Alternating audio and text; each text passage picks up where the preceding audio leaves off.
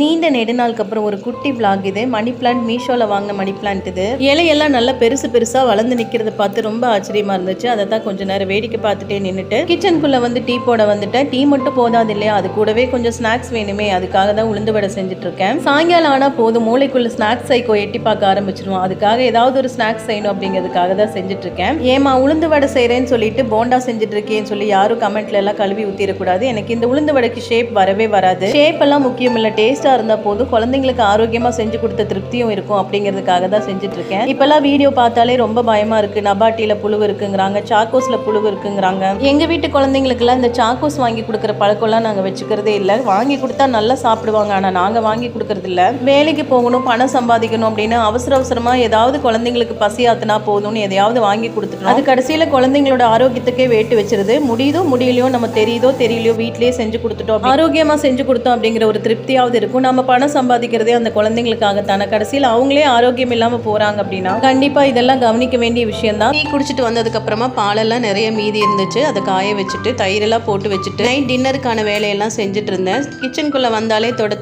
ஏதோ ஒரு வேலை இருந்துட்டே தான் இருக்கும். நைட் டின்னருக்கு சிம்பிளா தக்காளி சட்னியும் தோசையும் தான் செஞ்சிருந்தேன். தக்காளி சட்னி ரெசிபி வேணும்னா கேளுங்க, அடுத்த வீடியோல சொல்றேன். தோசை தக்காளி சட்னி, சப்பாத்தி தக்காளி சட்னி, இதோட காம்பினேஷன்லாம் ரொம்பவே சூப்பரா இருக்கும். இதுக்கு பேரு தொக்கா தக்காளி சட்னியான்னு தெரியல.